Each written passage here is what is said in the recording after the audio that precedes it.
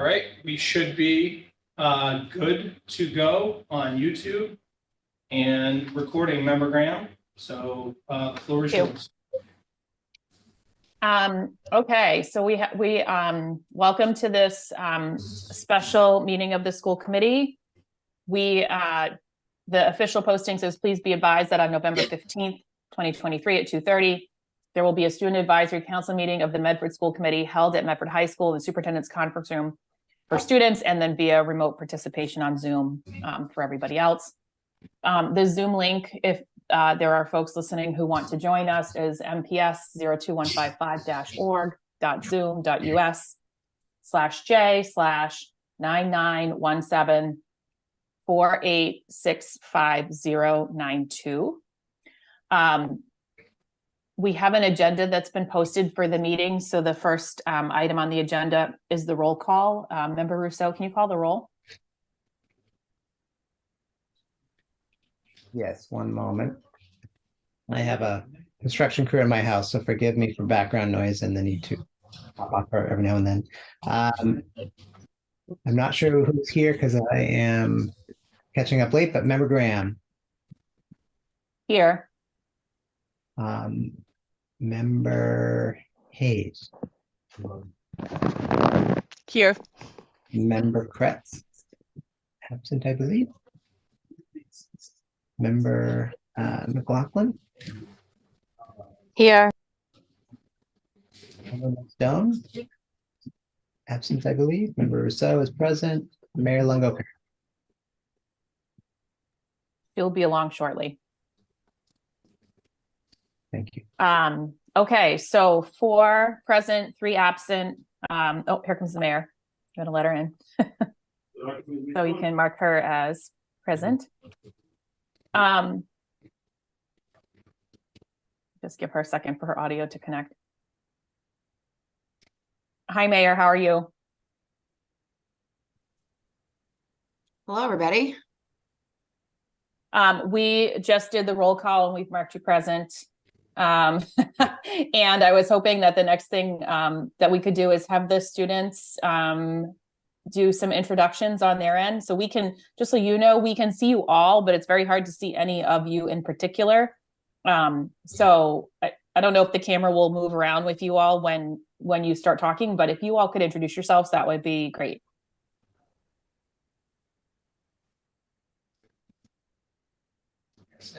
Hi, my name is Darren Trump, and I'm a senior at Medford High School. Hi, Darren. Hi, my name is Jaden Ville, and I'm representing the sophomore class at Medford High School. And you said David? Jaden. Jaden. Thank you. Hello, my name is Noah. I am also a not moving, but I am also a senior at Medford High. Yes, there it is. Okay. Hello, I'm Noah. Dr. Cushing, can I ask too that we just get obviously a list of the students after? That will be helpful. Thank you. Absolutely. Absolutely. Hi, my name is Sierra Isbell, and I'm from the junior class. Hello. Hi, my name is Sophie Hook, and I'm from the freshman class.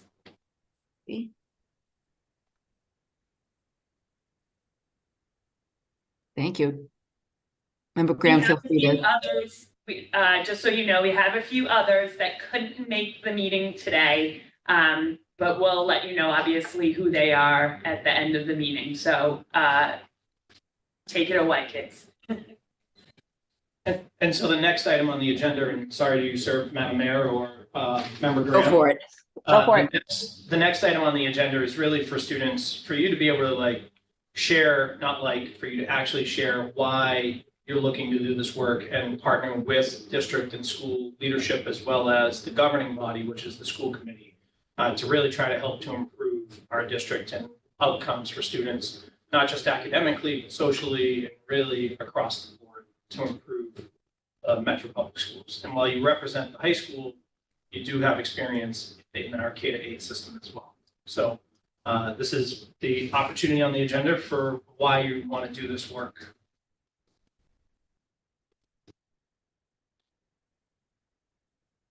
Go ahead, Noah, you start us off. Okay, so. It's going. Here we go. Yeah, there we go. Okay. I suppose I just feel like I want to make a difference. I feel like as a student, there are things that you notice and things that you see that you're like, well, wait a minute, why couldn't we do it like this? Why couldn't we do it this other way? Or why couldn't we try something different? And I feel like it's kind of difficult to do that just like as a student. So I feel like by doing this work is a way to try to improve, to try new things and try to improve the school in general and in general school system. Yeah. That's great. Thank you. Dr. Cushing or Mayor? Yes, Actually- Member McLaughlin.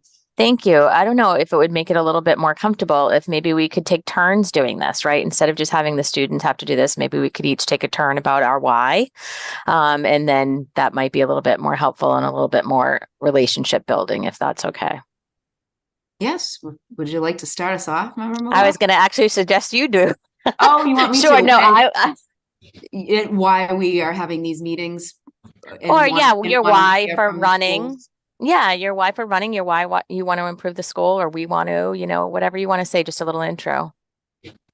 Okay. I'm initially my why. One of my biggest reasons for why I ran for mayor was safety at the schools back in 2018-19, before I think any of our time here on the school committee and in administration. There was a loaded gun magazine that was found in one of our schools and thrown away by the principal and covered up by the prior superintendent. And I was not too happy about that, with having children in the schools myself. So that's my why for running 4 years ago. And now why it's important to have these joint meetings. And I thank Member Hayes for really pushing this and making this happen. It's because we are here for the students and the faculty, and we want to hear from you, and we want to help bring resolution to your concerns and hear you out, even if there's things we can't help with. We want to have an honest conversation and do our best. So that's a little bit of mine.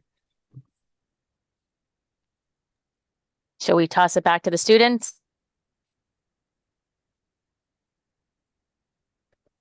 So one of the reasons why I decided to join the student advisory committee, because as a senior at the Medford High School, I've experienced it all at high school. I'm very involved with clubs, and I wanted to be part of the process in making sure that school policies and student voices are represented, as I felt that typically I feel like students are underrepresented when it comes to our voices in school policy decisions, and I want to be part of the change in that. Great, thank you. Member McLaughlin? Sure, thank you. Thank you guys for being here. I think it's really important, just to your point about students having a voice. As a student myself, when I was younger, I didn't really have a voice. I didn't have a parent that could sort of speak on my behalf, and I know how frustrating that was. And also, I have a daughter with intellectual disability and some other high needs, and she has difficulty with expressive language and being able to let her needs known and wants known and feelings known. And I think it's important that we are able to do that and to build relationships and teach people how to do that. And I guess I'm also always asking who's not at the table, right? So like, we're here, and I'm glad we're here, and I'm really happy we're starting this process. And then I want to think about how we're ambassadors for the people who aren't here and can be able to really help give them some capital as well. Thanks.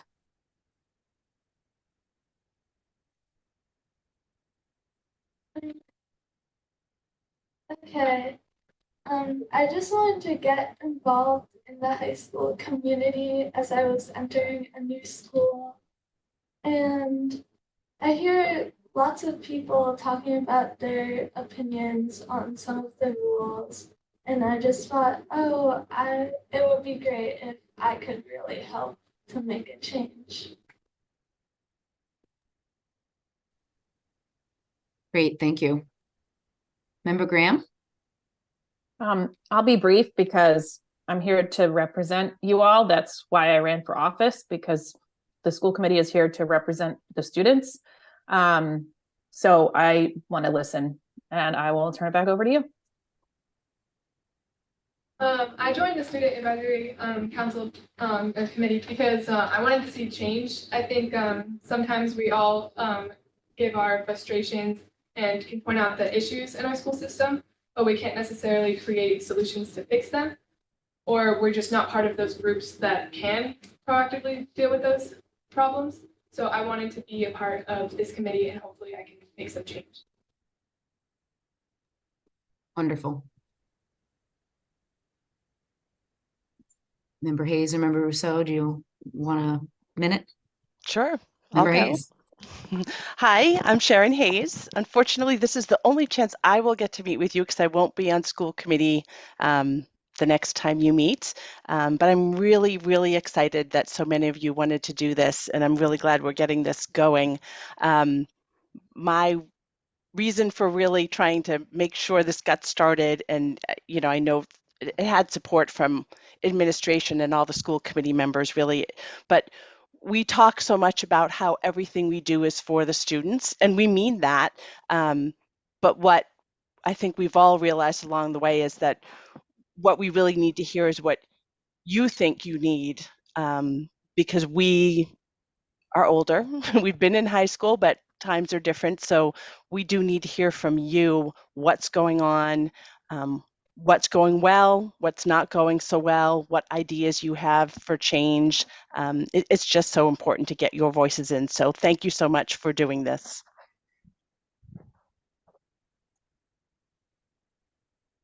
I joined the Student Advisory Council because my fellow students and I saw different issues at the school, but yeah, we weren't exactly sure how to articulate those reasons and really bring it up and to someone to help it get fixed. And I think with the Student Advisory Council and meeting with the school committee, we can really help make a change in our school because the students, they're 80% of the school. They're a big part of it, and we want to make sure that as we're going to school, we can make it the best experience it can be. And so if we see problems, we want to be able to help come together and make solutions to fix it. Great. Member Rousseau, you want to say a few words? Sure, I'll be brief. As everybody has already said, I ran to, because students don't get to vote. I thought I had a lot to offer, and I'm most interested in hearing what you all have to offer, actually. So I'm gonna leave it there.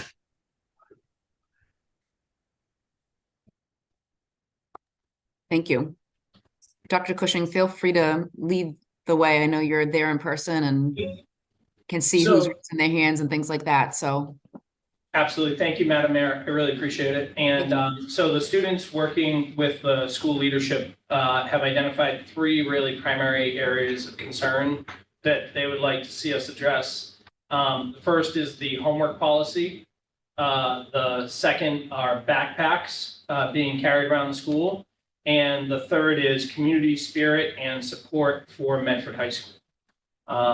And so I leave it to the students to jump in. I know that I rank those in order just as they were given to me, but perhaps backpacks is number 1 and not number 2, or however it is. Maybe homework policy is number 1. Homework policy is number 1. Let's talk about homework. Do you guys want to share the draft that you with Dr. Cushing so that we can project this for the school committee? Oh, yeah. Yeah, that would be great. So they came up with a draft about the homework policy. So we have some students who have done remarkable work. And it's only November 15th, so that's pretty amazing. We can't see who's speaking right now. You're really far away from the camera. It's me, it's Sheila. Oh, hi. Yeah, Assistant Principal of Engagement and Operations. How are you? Thank you, thank you. And I'm in the way background, Marta. Hi. So as soon as it comes through, I will project it. Awesome.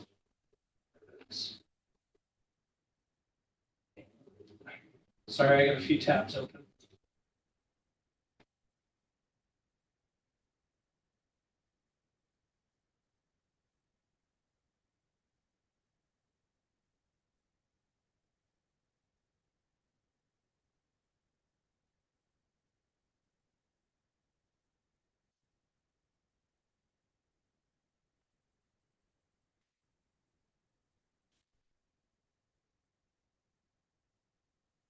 Sorry, that's a bit much, I know.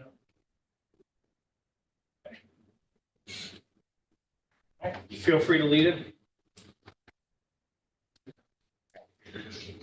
So the reason why we decided to address homework policy is because oftentimes students are engaged in extracurricular activities outside of school, and many students feel overwhelmed with the amount of homework being given to them, and they feel that the guidelines do not accurately represent their needs, and they're not accurately enforced when they are violated. So I, as well as other students on the committee, drafted this policy request where we talk about the changes we'd like to see to the school handbook regarding the homework policy, to stress a balanced school life aspect, and we've incorporated numerous other homework policies that we've researched from other school districts, including Somerville, Medford Public School, Weston Public Schools, and other school districts. And we've come to a somewhat of a consensus on our draft so far about what changes we'd like to see to the student handbook. Member McLaughlin? Thank you. Is that the end of the document? Oh, no, there's more on the bullets. Okay, great. Thank you. Yeah, I think that it's an excellent, very well written policy memo. Great job, Darren, Jaden, Yao. I'm sorry if I'm pronouncing your name wrong. Mariam, Margia, Noah, Oprah, Quinn, Sierra, Sophie, Tenzin, and the last name that I cannot see. It's really well written, Yamili. It's really well written. I would ask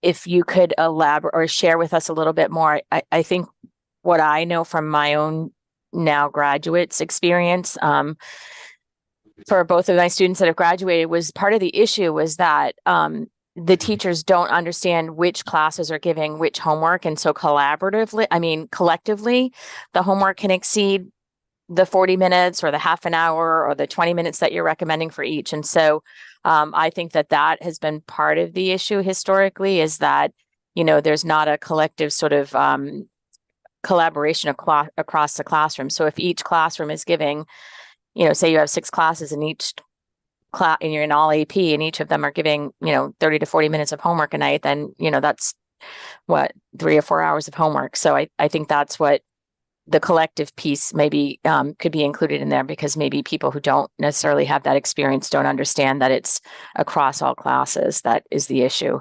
Am I correct in assuming that's what you guys are saying, that it can equal up to 3 or 4 hours of homework a night if each of the teachers don't necessarily know how much homework is being given? Yes, that'd be a correct. Can I ask the group just a clarifying question? So when you say AP classes should be given at most 40 minutes of homework a night, would that be if you're taking 3 AP classes, that would equal 3 40-minute blocks or 1 40-minute block for the evening? So that would be, as my understanding of it, it's 40 minutes per class. Okay. It wouldn't necessarily have to be 40 minutes every single night. And I think a lot of people in AP classes can attest you don't always get homework every single night. More often than not, it's like a balance of doing homework, spacing it out. But just putting some kind of limit on the kind of homework you have to have a single night deadline on, I think would be very helpful for teachers who might not realize how much time it takes to do a given assignment. Awesome. Thank you very much. Member Graham and then Member McLaughlin. Thank you. I was wondering if you could tell us a little bit about, it looks like you're recommending changes to some existing policy. Can you tell us where this policy exists? Yes. On page 51 of the Medford High School and Medford Vocational Technical High School Student Handbook from the 2022 to 2023 school year, it would be the second bullet point. Okay. Super helpful. As you were talking, I was thinking that I didn't recall had a homework policy at the school committee level. In fact, we do. And so I think this is, I think this gets confused, and I think this will come up again when we talk about backpacks. There are school committee policies, and then there are like all the other policies that sit in your handbook that you all look at. And so the way like these things are supposed to work is that if the school committee sets out a policy, all the buildings have to comply with that policy. So those policies, we try to make them such that they set like real, like high level policy that then gets interpreted by all the various different levels and schools. So like our dress code policy is a good example of that, right? Like there might be some things that sort of clarify things for high school students that would be different for elementary school students. So in this case, like, I think we actually have like two pieces of work to do. One is that we have to look at our school committee homework policy, because that has to sort of sit over the top. And then everything that, in the case where there is a policy, anything that's reflected in the school handbook has to be in alignment with what the school committee puts forward as its district-wide policy. In the case where there is no policy in the school committee handbook, in the school committee set of policies, then the superintendent and the principals, right, they are free to set their own policies on everything else that happens in the school. The trick is, or the catch is, that what is supposed to happen once a handbook is created, and of course there's always been a handbook, but on an annual basis, those handbooks are supposed to be like modified at the school level by the school site councils, which I think you all are allowed to be a part of. And then they go to the school committee essentially for like a sign off, right? So, and that sign off would look at things like, are we being consistent across both middle schools? Or are we consistent with our set of policies? So I think there's actually like maybe a couple of pieces of work here. One is that the school committee needs to revisit its homework policy, because we have one. And I can't tell when it was last updated, but certainly not in 4 years. And there's been a lot of discussion about homework. So I think at a broad district level, like we have some work that we have to do at that policy level that we would love for you all to be a part of. And we can talk about how that can like come through its process. But then sort of the second step of that is like whatever the homework policy is in your handbook has to be modified by the site council at the school, and obviously has to line up and then come to us. So, and then, you know, I think about that process, which sounds like really complicated to your point, like there's lots of pieces of that. But I think there'll be a lot of people who will want to weigh in on establishing homework policy, like your teachers, among others, but I think parents as well, especially when you talk about kids of younger grades. So I think there's maybe a couple of steps here, which is one, for us to look at your policy that you are suggesting and compare it to what is already our policy, which probably nobody realizes we have because we don't do a great job of that, and get our policy sort of squared away and in alignment for K to 12 for the whole district.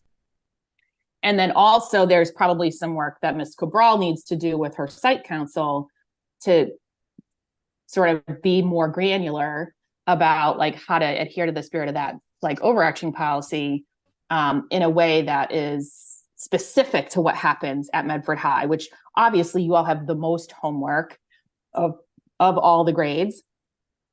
And so, and the structure of how you learn is just very different than you would in first grade or fifth grade. So there's probably like a couple of pieces here to me that I'm all for it. I'm happy to put forward a resolution that we look at the homework policy. And I would want to do that in a way that you all can join us for those conversations, because I think you've already done some good work and perhaps there's lots of pieces that we can pull in. But then there's like that second piece, which is like within the building, you all probably have some work to do, Ms. Cabral, as well. So just some thoughts about homework in general especially given that we have a policy that we also have to contend with in our overall policy handbook. And just so everyone's aware, I did put that policy in the chat. For anyone who wants to pull it, and for the students in the room, I can email it to you directly. But all Medford policies, in large part, are on the website that I can share. So you can, has a nice search function to just search by keyword, which is very helpful. But I love it, and that you all are bringing forward a suggestion to us, because a lot of times we have people who will tell us they don't like something, but telling us how you think we can solve the problem is also super important. So thank you for bringing this forward. Yes, thank you. And just to clarify about the school site council, we will be starting that at the beginning of December. It's already mid-November, beginning of December, where you will have a seat at the table at that, and where we will be discussing primarily starting off the handbook and making adjustments to the handbook that we can then present to school committee. So that will be starting very, very soon with teachers, a community member, caregivers, and students as well. So we automatically. So we're looking at how we're going to do it as a rotating basis, because we want 5 students at a time there. So there'll be more logistics of like how we can make sure that you all are having a balance as well between all of the councils that you're on. Mayor. Thank you. Yep, Member McLaughlin. Thank you. I want to apologize. I actually have to go to another meeting in a moment, but I will get an update from my colleagues to the students. But also, if Dr. Cushing or Member Graham can put in the chat for the students the currently outdated school committee policy. So as Dr. Cushing was mentioning a moment earlier, guys, the school committee policies are on the MPS website, and they are searchable by keyword. And a really nice function there too is that you can do comparative to other districts to see what they look like by that search. So if you get a link, you'll know how to search our policies. And so to Member Graham's point, there's policy is multi-layered. So there's some pieces of it, but we're really eager to work with you guys. And I think this is a great first step. So forgive me for having to jump off, but I'm at the office and have to go to another meeting. So I look forward to seeing you all again. Bye. Thank you. Thank you, Member McLaughlin. Yeah, and it looks like the current policy doesn't have time frames for what each teacher would give. So I like that idea of exploring with the teachers, with the admin and the students, if that is the way to solve it. So that's a good first option for us. Because it's quite vague. Yeah, it's even if the teachers start understanding that this is an issue, that also can potentially start to make change. Teachers don't want to, I'm sure, overwhelm you. So if we could get teachers even just seeing your proposed policy, maybe you'll get them to really think about the work they're giving and what other teachers on their grade level are giving too, so they can kind of coordinate a bit. So maybe some change could start even before a full policy is drafted. And I just wanted to say that I hear you. I went to Arlington Catholic my first year and was an athlete, and I switched to Medford High School. And the biggest reason was because I could not keep up with the homework. In Medford High School, I was able to take the classes, non-AP classes, and I'm sure you're all in APs, but non-AP classes, and be able to manage much better. So I think it's important for our current student body to be able to manage homework and extracurriculars. So thank you. And I know we have about 20 minutes to go. So do you mind, Dr. Cushing and Absolutely. student team, if we move on to, I think we're all aware of this backpack policy or school spirit. So whichever one you want to take up first. Students who have backpacks, they'd like to get them off their backs. Yes. Or rather back on. Right, or back on. Back on. Back on their backs. So can we, as one member, could we briefly hear from the admin of, I know that's in the policy, and why that might be important that they're not on? And then can we hear from the students, the counter argument? And then Member Graham. Before we do that though, can I just want to point out, because there's been a lot of questions about whose policy this is. There is no school committee policy that references backpacks. So this particular question doesn't have 2 layers to it. So that's good news because it's less layers, right? Our school committee policies are silent on backpacks. Somewhere along the line, the handbook has some language about what the backpack policy is at Medford High. And if that needs to be changed again, like the school committee will sign off and approve those things. But in the absence of a policy at the school committee level, Dr. Edward Vincent and her designees, like Principal Cabral, have the latitude to sort of issue policy directives or procedure directives like this. So obviously, at some point, we have to review these policies. And I actually think we'll talk about that at our next meeting in terms of a timeline there, because we have not reviewed handbooks in 4 years that I've been on the committee. So that is like bad hygiene, like in terms of all of these things continuing to work together well. But I just wanted to make sure that the students knew that there is no school committee policy, that policy does sit at Medford High, just as a jumping off point. And not generally speaking, the only place that that backpacks is mentioned in the policy is one place, and it's only given as almost a secondary example of responsibilities, but it does not, as Member Graham said, put any prohibitions. I want to speak in a generality of backpacks for schools and general is following numerous school violence incidents. Backpacks became a subject of debate and were banned in many schools across the country over the ensuing 25 or so years. Since the most notable of those school violence incidents, there has been a relaxation on that, because the reality is that they're not a conduit necessarily for bad things, but there's this thought process that it offers clutter to rooms or things along those lines that make it difficult to move around small rooms if there are backpacks in the aisles or various things. Obviously, I'm only speaking in generalities of how backpacks have been seen by school leaders. However, it also does pose significant challenges if in a building the size of Medford High School, about north of 500,000 square feet, which is a large building, as you know, being here every day, if your locker is in one location and it's difficult to get to going up and down stairs between classes, as someone who went to high school on a multi-building campus, I never used my backpack, just as a personal example. But I think, I always used my backpack. I never used my locker, all right? Because the locker was in the most inconvenient location. So, and who had time with X minutes between class. So, but generally speaking, that's been the thought process around backpacks. But I think the students probably have a very well worded and strong opinion on backpacks. And I think at my level, it's something that it's a past practice here and something that we're definitely exploring and have already been collecting data on. I think it's very clear on the student end, but on the teacher end, collecting data on where they stand, so that when we do sit down on school site council, and this is something that caregivers have been talking a lot about, we have everything that we've collected, the data wise, so that we can make an informed policy change. Got it. Thank you. Students, does anybody want to speak on this? Let us know why you think, why it would be helpful to have a backpack and why.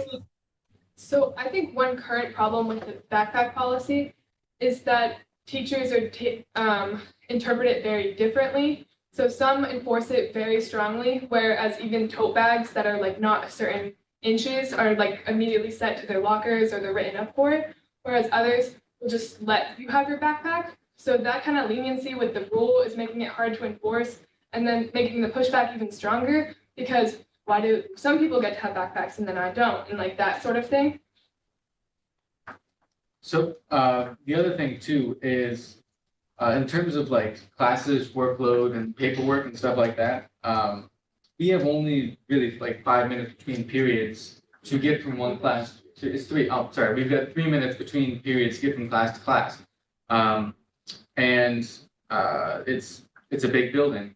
And depending on what lunch period you have, that can mean you have to carry 4 periods worth of paperwork and binders with you for the beginning half of the day, and just carry that all with you between classes, which can be a big strain and pretty irritating. To be frank. Building off of what Noah said, and I think the backpack rule really comes into play when we have the 3 minutes to get to class, and some teachers are very strict with these policies where if you're late, even by like 30 seconds, they will mark you as late. How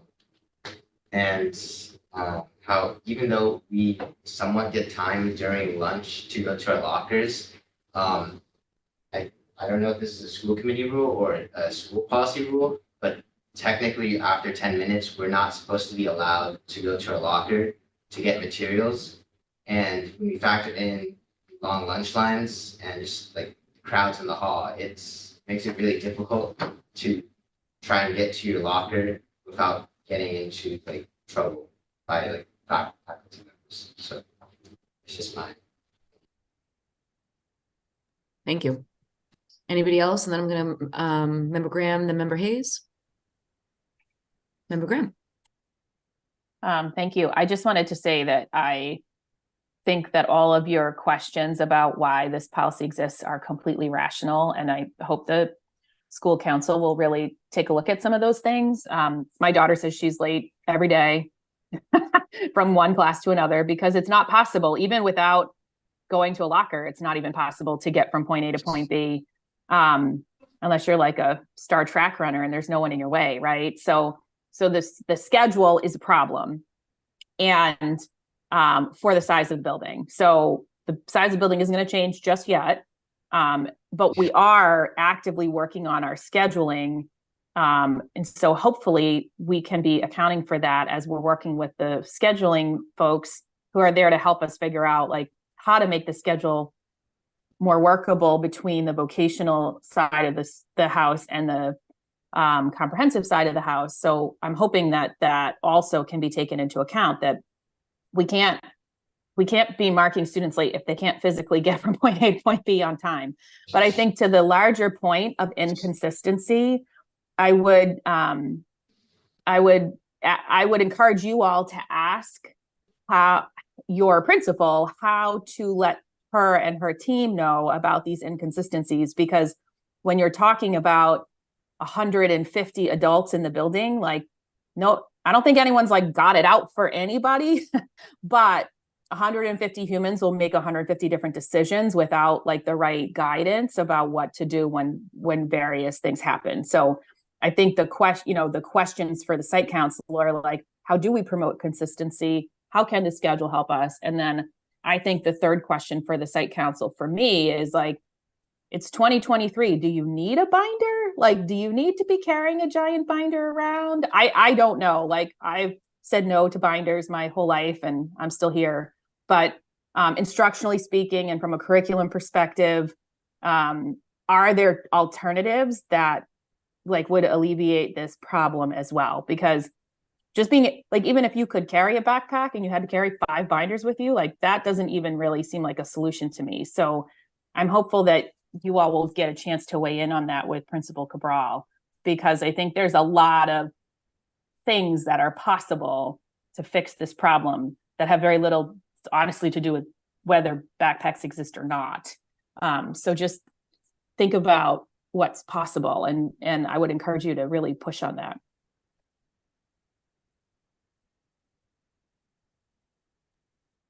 Member Hayes?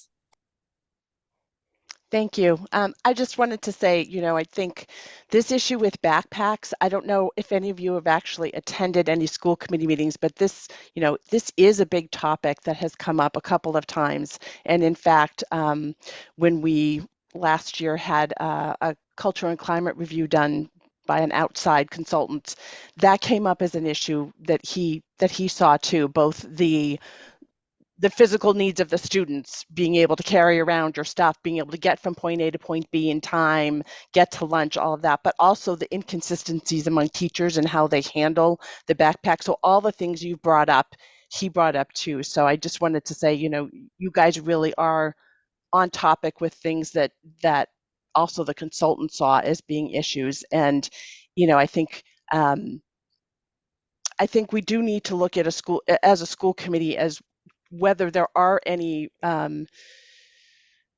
ways that we can support changes to this policy. I know that it's, you know, there is a lot that the site council does, and I'll be honest, I've only been on for 2 years, so my understanding of kind of the what becomes school committee policy versus what becomes a site council issue, I'm still not 100% clear on myself.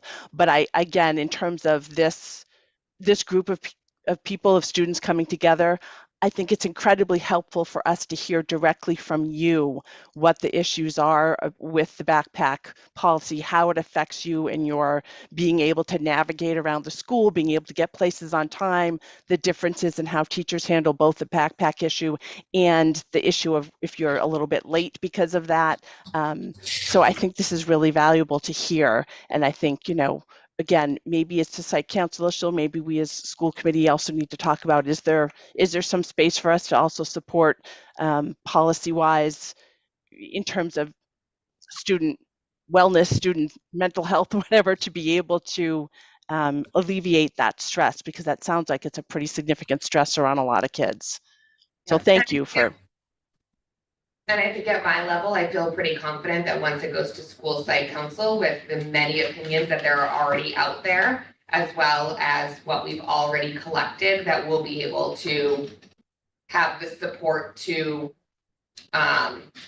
re-look at the policy and move something forward. Sounds great. Thank you. Thank you so much.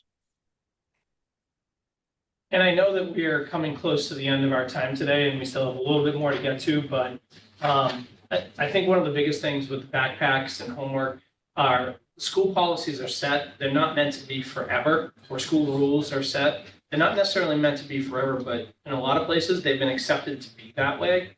And it's really important for voice to be there to change them. But would anybody like to speak quickly on community spirit and the support for MHS? In terms of support for student voices, one thing I wanted clarification from either the school committee or the administration would be if we are allowed as a student advisory committee to add more members to the committee, because we only have 13 members to represent the entire school of students, which is roughly 1,300, which is my belief, and I'm sure it's the belief of others on the committee, that it's not representative of student voices when we only have 13 people to represent the entire school. So my answer to that has always been yes. We ran into challenges. Sierra knows last year, it was really challenging to hold during the school day meetings. And then when we'd have meetings after school, sometimes the attendance wasn't really that great. And so it's finding the sweet spot of the right time to get students really invested and really involved. And I'd love to hear your suggestions for that. And making sure that, and Sierra was really great at this as well, is making sure that we are agenda driven, agenda focused. And I would agree with you, Darren. I'm someone who believes that student voice really helps to lift and carry a school, that student engagement and involvement helps to lift and carry a school.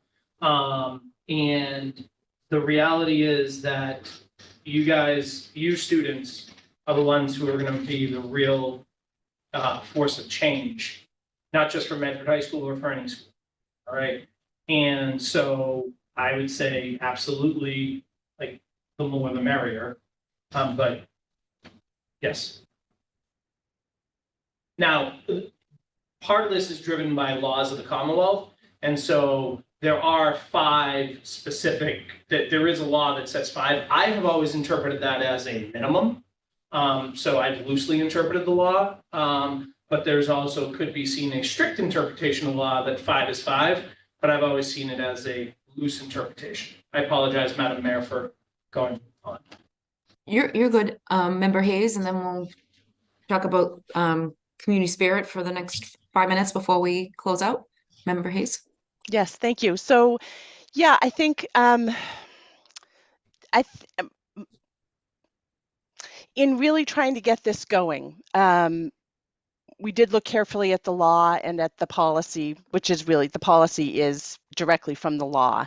The law is pretty specific in saying 5. They don't really say why. And, you know, I think one of the, at least my personal thought behind that was, whenever you get a huge group of people, it can be harder to have a clear voice come through. It can make it more difficult actually to run a meeting if you have 20 people trying to all kind of get their thoughts through.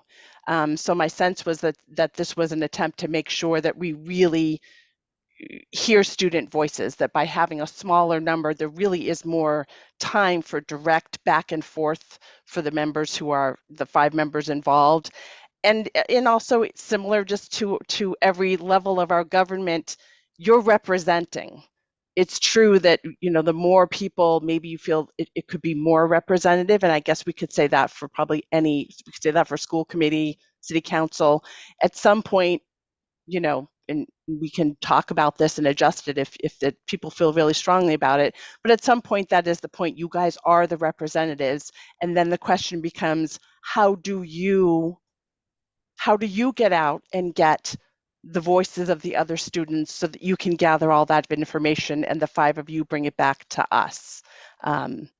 Because I think that no matter, you know, we could have 20 members and some people still might not feel represented. So it still would come back to, how do we support you in doing it? How do the advisors who are working with you support you in figuring out how to get a larger representation through your outreach or through your availability to talk to other students, whether you can do surveys, just what other ways can you make sure that you're hearing from more students than just obviously yourselves or your friends, or, you know. So I'm not closed off to adding more. 5 was the way the law is written.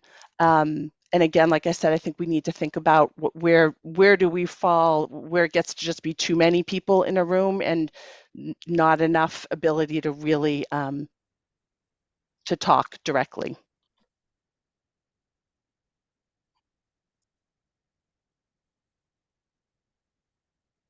Free to jump in on school spirit, and this is definitely a topic that I think needs to carry forward as well. I'm not sure if this would fall under support for MHS students and student voices. But a concern that the Student Advisory Committee has is that we're not even mentioned in the handbook. And I'm not sure if we're even mentioned on the school committee policy. I'm not sure. I haven't had a chance to look at it. But we feel that if we should have an overview of like what we do and our responsibilities as a student advisory committee, highlighted in school policy, so that we're more directed in what we do. Yeah, and going off of that, having something in writing in the handbook, something that we all read when we first come here, having something in writing showing us that we do have a voice, that there is ways for us to make ourselves heard, kind of gives off, kind of shows that that's what we're here to do, kind of gives off the impression that's an integral part of the school and how we work. Yeah, and on that point, I think that's something we've been trying to do a lot, is making sure that like students know that we exist, and we've been doing a lot of work trying to reach out to students. Like, I think tomorrow in homeroom we have like an advisory activity, something like about like polls or something like that. And so we're trying to really get out there to the students and let them know that we are working for them, that we want to hear their voice. Student government income. Talked about that yesterday too. And I guess Oh, sorry. Oh, and then it's students are done, Dr. Edward Vincent, then I'll turn it to you, Member Hayes. And I guess just quickly building off of that, the student government, as a representative of the student government, we're also sparsely mentioned in the school handbook. There's nothing relating to our responsibilities or I guess like a jurisdiction or overview of what we do, only regarding like our election process. So yeah, this is something I want to add.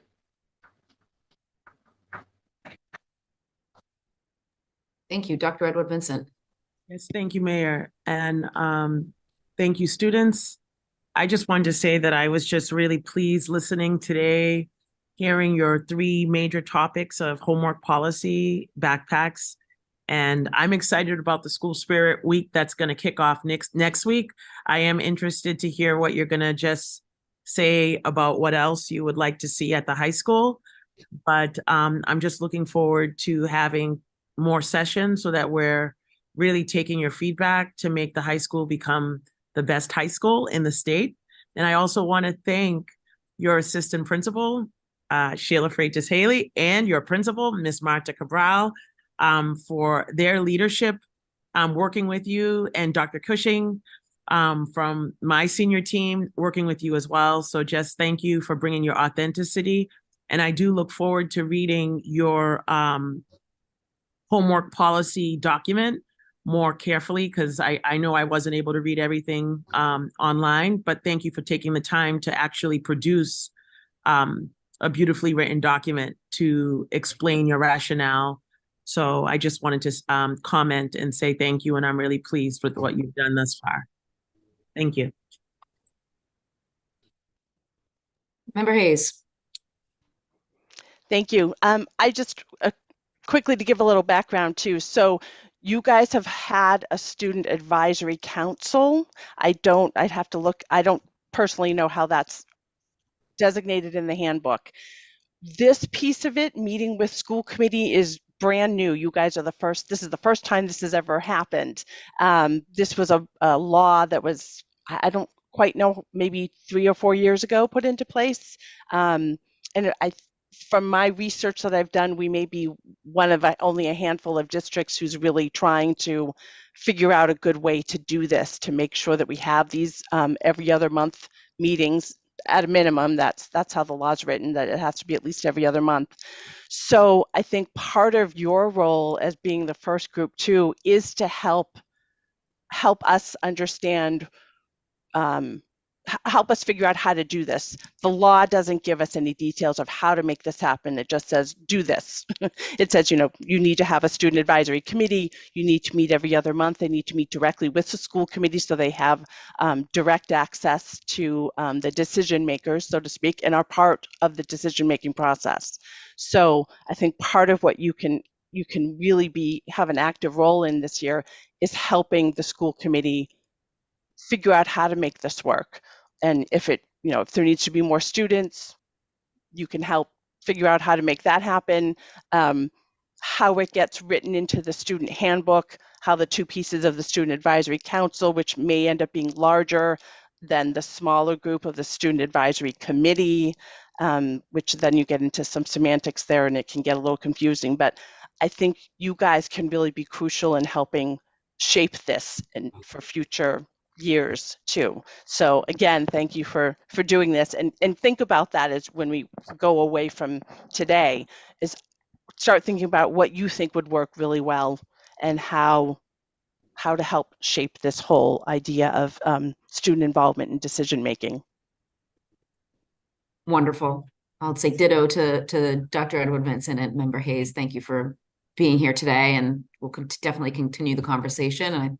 I think we'd be happy to support any ideas you have when you have another meeting without us on how to let the student body know that what you're doing and that you want their input and more involvement. So we're happy to brainstorm ideas with you as well.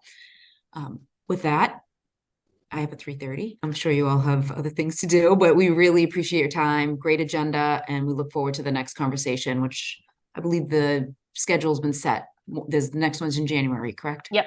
Okay. Correct. So thank you, everybody. Have a wonderful rest of the week, and please enjoy Thanksgiving with your families and friends. Thank you. Motion to adjourn. Motion adjourned by Member Graham, seconded by Second. Member Hayes, all those in favor? I Aye. All those opposed? Motion passes. We are